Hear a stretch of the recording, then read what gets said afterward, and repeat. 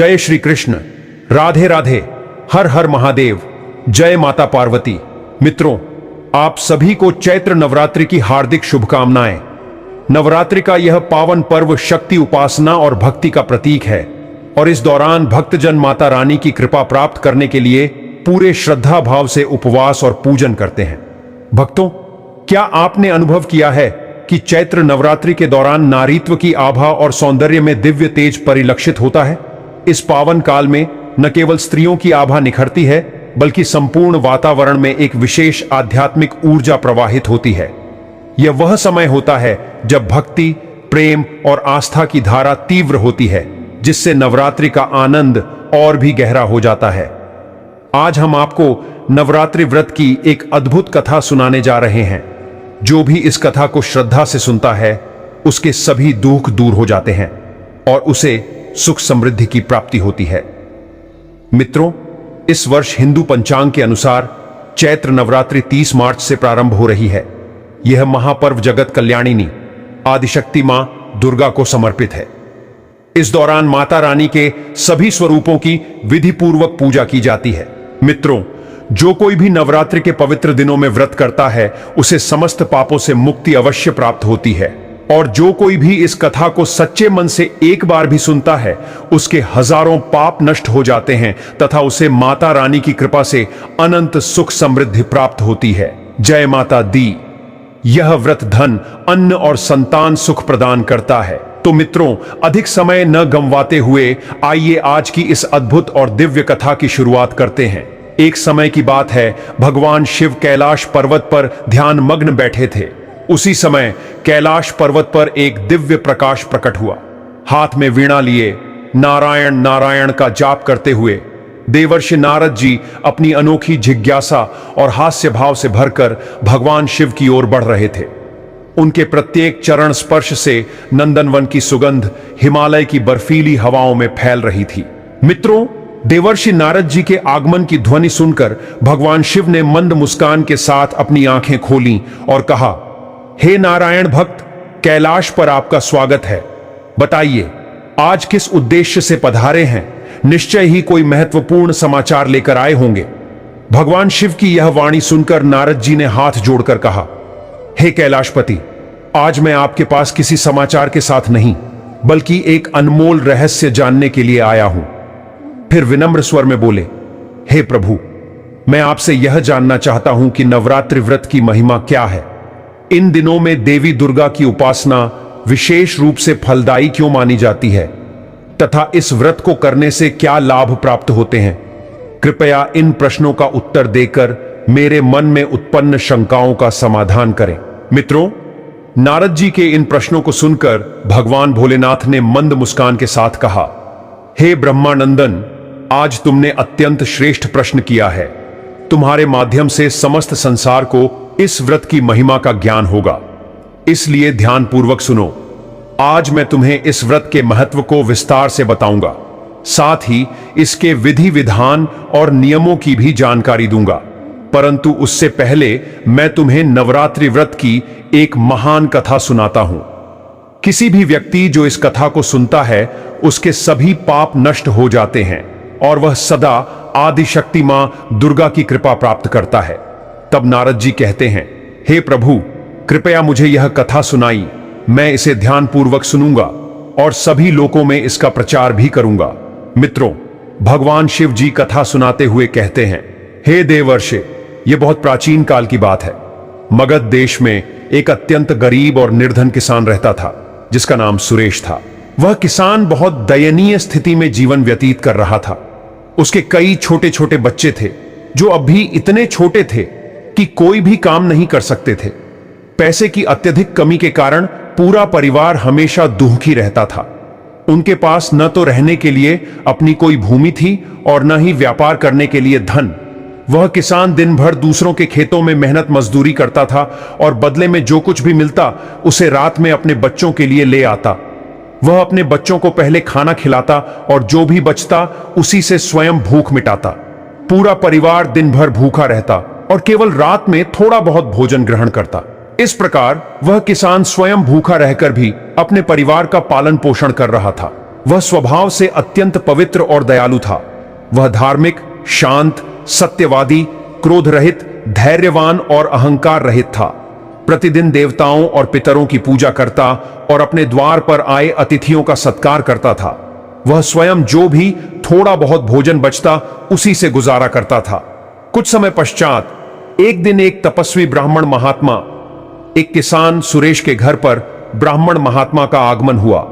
सुरेश ने उनका हार्दिक स्वागत किया और जो भी संभव हो सका उन्हें दान किया।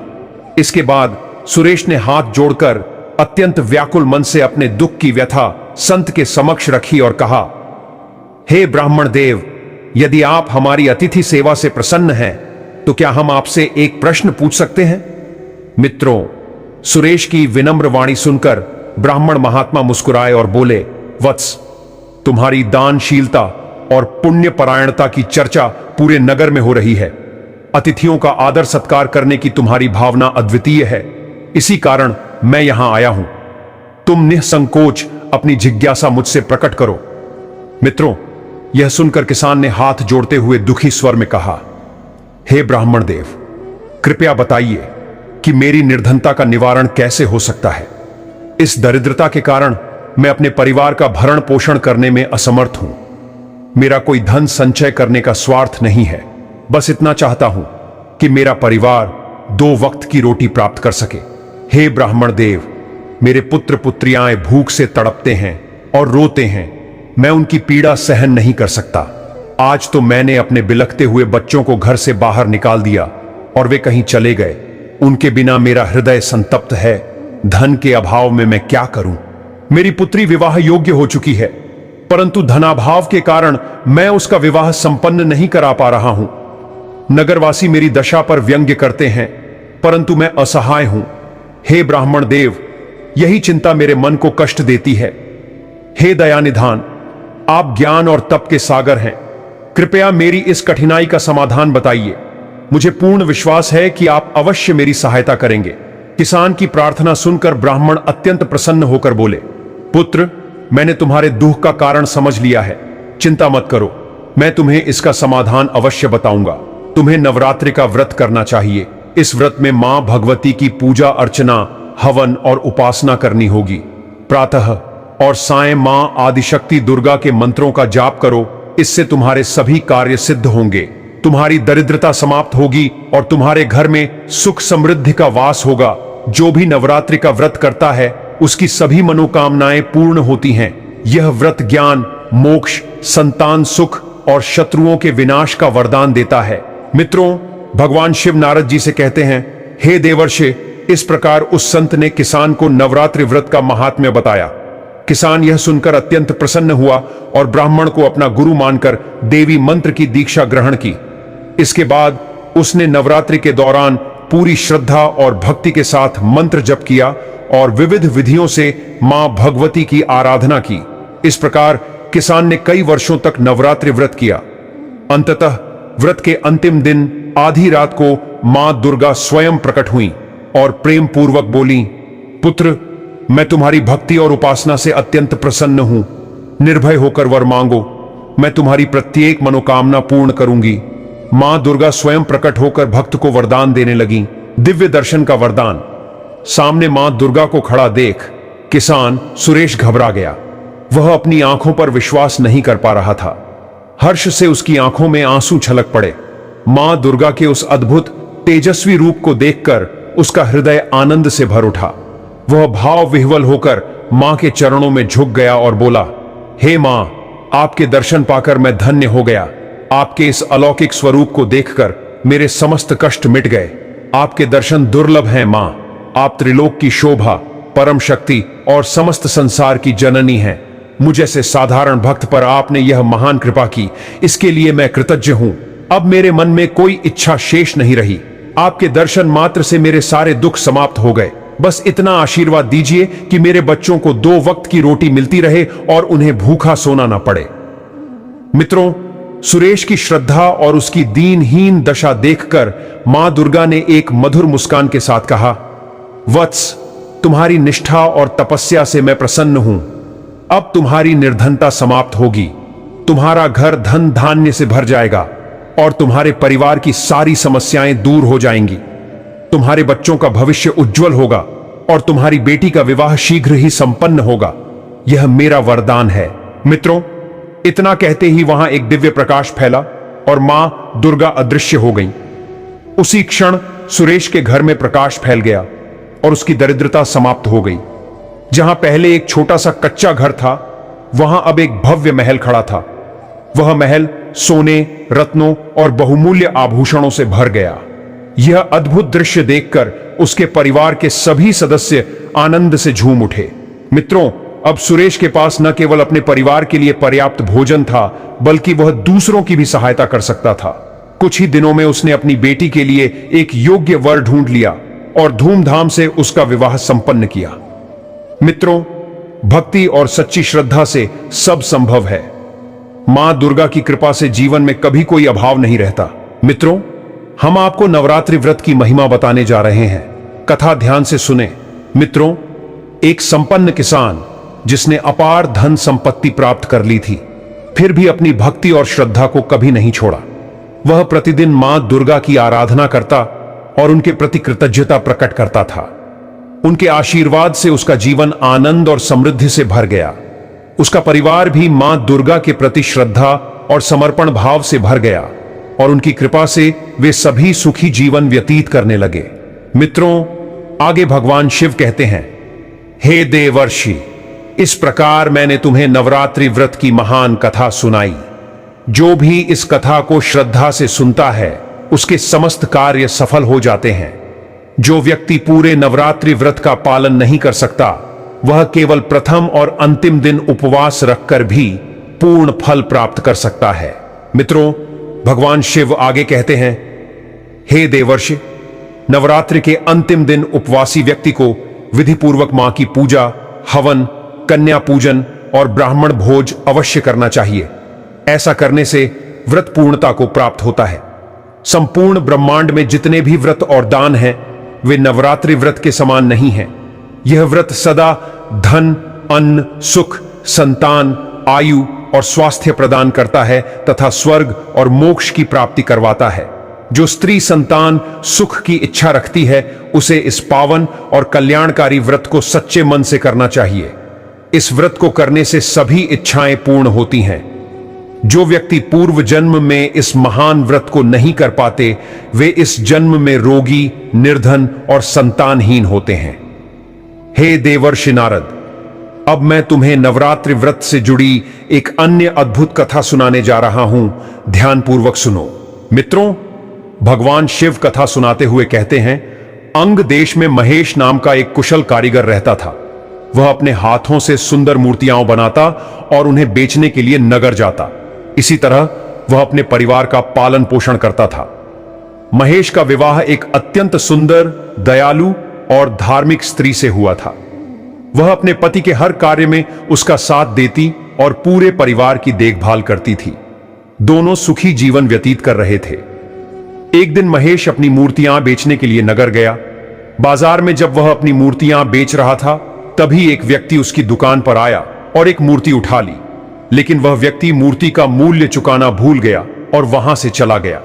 महेश ने आवाज लगाई, परंतु वह व्यक्ति इतनी दूर निकल चुका था कि उसकी आवाज नहीं सुन सका। महेश मूर्ति का मूल्य लेने के लिए उसके पीछे दौड़ पड़ा, लेकिन तभी पीछे से आ रही एक बैलगाड़ी ने उसे टक्कर मार दी। इस दुर्घटना में महेश को गंभीर चोटें आईं।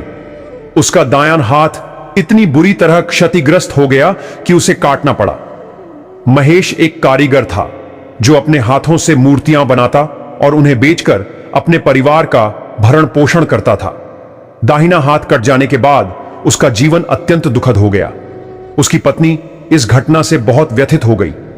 महेश और उसकी पत्नी प्रतिदिन मां दुर्गा की पूजा करते थे। उस दिन भी वे मां की आराधना कर रहे थे। तभी महेश की पत्नी भावुक होकर देवी मां से प्रार्थना करने लगी, हे मां दुर्गा, हमारे साथ यह अन्याय क्यों हुआ? हमने कौन सा पाप किया था जिसके लिए हमें इतना बड़ा दंड मिला? अब हमारा घर कैसे चलेगा? अब हमें हर दिन कर्ज लेना पड़ता है घर चलाने के लिए, फिर भी घर ठीक से नहीं चल पा रहा है। मैं इस बारे में दिन रात बहुत चिंता करती हूं और अब कुछ ही दिनों में नवरात्रि भी आने वाली है। अब सब कैसे होगा? महेश ये शब्द अपनी पत्नी के मुंह से सुन रहा था। उसने अपनी पत्नी की ओर देखा और कहा, प्रिय, ज्यादा चिंता मत करो, किसी न किसी रास्ते से सब ठीक हो जाएगा। अगर मेरी दाहिनी हाथ कट गई है तो क्या हुआ? भगवान ने आदमी को दो हाथ दिए हैं। जब एक हाथ में कोई समस्या आए तो आदमी दूसरे हाथ से काम कर सकता है। इसलिए मैं एक हाथ से मूर्तियां बनाऊंगा और उन्हें शहर में ले जाकर बेचूंगा। मित्रों, यह सुनकर महेश की पत्नी दुखी दिल से बोली, स्वामी, आप क्या कह रहे हैं? आपको तो पता है कि अब आपका दाहिना हाथ काम नहीं कर सकता, तो बाएं हाथ से मूर्तियां कैसे बनाएंगे? महेश अपनी पत्नी से कहते हैं, प्रिय, मां देवी सब देख रही हैं और वैसे भी नवरात्रि का महापर्व करीब आ रहा है। इस दौरान लोग मुझे देवी मां की मूर्तियां बनाने के लिए आएंगे। लेकिन अगर मैं घर में बैठकर यही सोचता रहूं कि अब मेरा हाथ काम नहीं करेगा, तो न तो मैं कुछ कर पाऊंगा और न ही अपने परिवार का पालन पोषण कर सकूंगा। इसीलिए मुझे दुकान पर जाना पड़ेगा। इतना कहकर महेश पूरी आत्मविश्वास के साथ अपनी दुकान पर जाता है। वहां पहुंचकर वह सोचने लगता है, आज से ही मुझे फिर से अपना काम शुरू करना होगा, क्योंकि नवरात्रि में बहुत कम दिन रह गए हैं। अगर मैं एक भी मूर्ति नहीं बना सका तो कैसे होगा? मित्रों, महेश सोचते हुए मन में कह रहे थे कि मेरी पत्नी और मुझे भूखा रहना पड़ेगा, लेकिन अगर मैं कोई मूर्ति बनाऊं तो उसे बेचकर कुछ पैसे मिलेंगे, जिससे मैं अपने परिवार का भरण पोषण कर सकूंगा। यही सोचकर महेश मूर्ति बनाने में जुट गए, लेकिन उनके दाहिने हाथ का कटना उन्हें बहुत परेशानी दे रहा था। एक हाथ से मूर्ति बनाना बहुत कठिन काम था। महेश बार बार मूर्तियां बनाते, लेकिन हर बार मूर्तियां खराब हो जाती और ठीक से बन नहीं पाती। फिर भी महेश हर रोज अपनी दुकान पर जाते और एक हाथ से मूर्तियां बनाने की कोशिश करते रहते, बिना हार माने। धीरे धीरे उन्होंने मूर्तियां बनानी शुरू की। मूर्ति बनाने के बाद महेश घर लौटे। उनकी पत्नी ने पूछा, स्वामी, क्या हुआ? देवी की मूर्तियां तैयार नहीं हुई? मित्रों, महेश ने जवाब दिया, प्रिय, मैं बहुत कोशिश कर रहा हूं, लेकिन मूर्तियां अभी तक पूरी नहीं हो पाई। तब महेश की पत्नी ने कहा, तुम देखो, हमारे पास शाम तक का समय है। अगर मूर्तियां तैयार हो जाएं तो ठीक है, वरना बहुत देर हो जाएगी, क्योंकि सबने नवरात्रि के लिए मूर्तियां खरीद ली हैं। पत्नी की सलाह पर महेश ने फिर से अपने मन में आशा के साथ दुकान की ओर रुख किया और देवी मां की अधूरी मूर्तियां पूरी करने में जुट गए। महेश ने सुबह से शाम तक मूर्तियां बनाई और आखिरकार वो मूर्तियां तैयार हो गईं। महेश ने देवी मां का धन्यवाद किया और मन ही मन कहा, हे देवी, अब मूर्तियां तैयार हो गईं। अब मैं इन मूर्तियों को बाजार में बेचने ले जाऊंगा, ताकि कुछ पैसे मिलें और मेरे घर की हालत थोड़ी सुधर सके। मित्रों, इसी बीच अचानक एक छोटी लड़की महेश की दुकान पर आई और उसने महेश से कहा, भैया, क्या आप मुझे मां की मूर्ति दे सकते हो? इस नवरात्रि के अवसर पर मैं देवी मां की मूर्ति स्थापित करने जा रही हूं। इसलिए अगर आप मुझे देवी मां की एक मूर्ति दे सकें तो यह मेरे लिए बहुत बड़ा आशीर्वाद होगा। सुनकर महेश उस छोटी लड़की से कहते हैं, बेटी, यह मूर्ति बिक्री के लिए है, इसलिए मैं इसे मुफ्त में नहीं दे सकता। यह सुनकर छोटी लड़की उदास हो जाती है और दुखी आवाज में कहती है, कृपया मुझे यह मूर्ति दे दीजिए। मेरे पास पैसे नहीं हैं, लेकिन इस बार मैं मां को स्थापित करना चाहती हूं। अगर आप मुझे यह मूर्ति देंगे तो मैं देवी मां से आपके सभी इच्छाएं पूरी करने का वचन ले लूंगी। यह सुनकर महेश का दिल पिघल जाता है और वह सोचने लगते हैं कि यह छोटी लड़की कितनी उम्मीद लेकर आई है। मैं इसे खाली हाथ कैसे भेज सकता हूं? लेकिन अगर मैं इसे मुफ्त में यह मूर्ति दे दूं तो मेरे घर का खर्च कैसे चलेगा? फिर भी मैं इसे निराश नहीं कर सकता, क्योंकि यह लड़की भी देवी मां का रूप है। मित्रों, इतना सोचकर महेश उस छोटी लड़की से कहते हैं, तुम यह मूर्ति ले जाओ, मैं तुम्हारे लिए एक और बनवाकर बेच लूंगा। फिर महेश वह मूर्ति उस छोटी लड़की को दे देते हैं। मित्रों, जैसे ही महेश ने देवी मां की मूर्ति उस छोटी लड़की के हाथों में दी, वह लड़की अचानक अपना रूप बदलकर देवी मां के रूप में आ गई। महेश को यह देखकर अत्यधिक आश्चर्य हुआ। वह तुरंत देवी मां के चरणों में गिर पड़े और कहने लगे, मां, आज मुझे आपका दर्शन हुआ, मेरा जीवन धन्य हो गया। हे मां, आज आपने मेरे जीवन को सफल बना दिया, इस निहत्थे आदमी को दर्शन देकर। फिर मां दुर्गा ने महेश से कहा, उठो पुत्र, मैं तुम्हारी भक्ति और सत्यनिष्ठा से बहुत प्रसन्न हूं। तुमने मेरे नाम का जप कठिन समय में भी किया, और यह बिना अपने लाभ की परवाह किए किया। तुमने एक कन्या की मदद निस्वार्थ रूप से की, इसीलिए मैं तुमसे अत्यंत प्रसन्न हूं। बेटा, मैं तुम्हें यह वरदान देती हूं कि जिस मिट्टी को तुम अपने हाथ से छुओगे, वह मिट्टी एक जादुई मिट्टी बन जाएगी, जिससे तुम जो भी रूप अपनी मंशा से चाहोगे, वही रूप स्वतः आकार ले लेगा। अब तुम्हें किसी भी मूर्ति को बनाने में कष्ट नहीं होगा। मित्रों, मां दुर्गा के इस वचन को सुनकर महेश ने कहा, हे मां, आज आपने मुझे यह महान वरदान देकर मुझे बहुत बड़ा उपकार किया। फिर मां दुर्गा ने महेश से कहा, पुत्र, इस शक्ति पर कभी गर्व मत करना, और यदि तुम किसी जरूरतमंद को देखो तो उसकी मदद जरूर करना। यह कहकर देवी मां वहां से अदृश्य हो गई। वरदान प्राप्त करने के बाद महेश को ऐसा महसूस हुआ जैसे उसके दोनों हाथ वापस आ गए हों।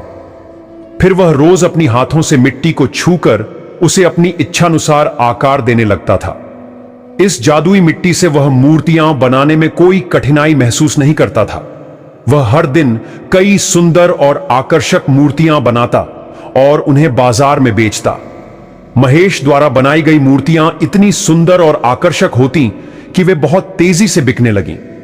इस प्रकार देवी मां के आशीर्वाद से महेश का भाग्य बदल गया और उसकी किस्मत सुधर गई। मित्रों, महेश की सारी कर्जे भी चुकता हो गए थे और अब वह अपनी पत्नी के साथ खुशहाल जीवन जीने लगा था। दिन ऐसे ही बीत रहे थे और महेश धीरे धीरे अमीर हो रहा था। एक दिन महेश अपनी दुकान में मूर्तियां बना रहा था।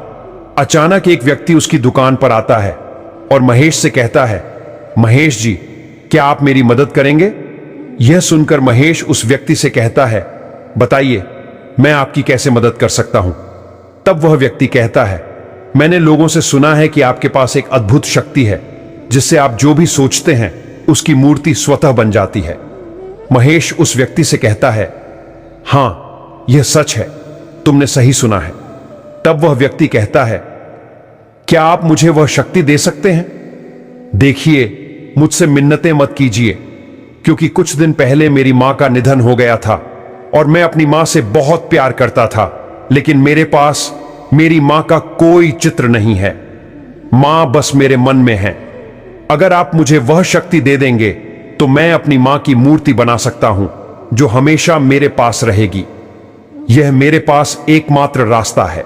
मित्रों, यह सुनकर महेश अपने मन में सोचने लगता है, क्या मुझे इस अजनबी पर विश्वास करना चाहिए और उसे अपनी शक्तियां देनी चाहिए? फिर वह सोचने लगता है, यह शक्ति मेरी नहीं है, यह शक्ति मुझे मां भगवती ने दी है, और मां ने भी कहा था कि अगर कोई जरूरतमंद व्यक्ति इसकी मांग करता है तो मुझे अपनी शक्तियों से उसकी मदद करनी चाहिए। इतना सोचने के बाद महेश उस व्यक्ति से कहता है, ठीक है भाई, मैं तुम्हें यह शक्ति देने का ज्ञान दूंगा। जैसे ही महेश यह कहता है, वह व्यक्ति अचानक देवी मां के रूप में प्रकट हो जाती है। वह व्यक्ति स्वयं देवी मां थी, जो महेश की परीक्षा लेने आई थी। मित्रों, महेश मां दुर्गा के चरणों में गिर पड़ता है। तब मां दुर्गा उसे उठाते हुए कहती हैं, उठो बेटे, तुमने अपना परीक्षा पास कर लिया है।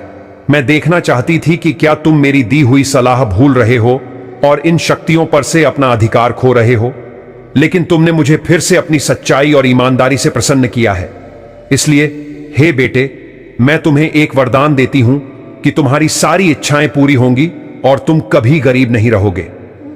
यह कहकर मां दुर्गा वहां से अदृश्य हो जाती है। फिर महेश अपनी पत्नी के साथ खुशी खुशी अपना जीवन बिताने लगता है। मित्रों, भगवान शिव ने देवर्षि नारद से कहा, देवर्षि नारद, इस प्रकार आज की कहानी समाप्त हुई। मुझे उम्मीद है कि तुमने नवरात्रि व्रत के महत्व को समझ लिया होगा। यह सुनकर नारद जी भावुक हो जाते हैं और कहते हैं, हे भगवान, मैं बहुत भाग्यशाली हूं कि मैंने यह कहानी आपकी जुबान से सुनी। मैं इसे तीनों लोकों में फैलाऊंगा और नवरात्रि व्रत की महिमा का प्रचार करूंगा। यह कहकर नारद जी भगवान शिव को प्रणाम करते हुए देवलोक की ओर प्रस्थान करते हैं। मित्रों, इस कथा से हमें यह सीखने को मिलता है कि सच्चाई और ईमानदारी का रास्ता हमेशा हमें सफलता की ओर ले जाता है। नवरात्रि व्रत का पालन करके हम अपने जीवन को बेहतर बना सकते हैं और मां दुर्गा की कृपा प्राप्त कर सकते हैं। अगर आप भी इस भक्ति और प्रेरणा से जुड़े रहना चाहते हैं तो हमारे चैनल को सब्सक्राइब करें और इस कहानी को अपने दोस्तों के साथ साझा करें ताकि अधिक लोग नवरात्रि व्रत के महत्व को जान सकें। मित्रों, आप सभी को नवरात्रि की ढेर सारी शुभकामनाएं। कृपया कमेंट में हर हर महादेव जय माता दुर्गा लिखें। मां रानी अपनी अनंत आशीर्वाद से आपके परिवार को आशीर्वादित करें।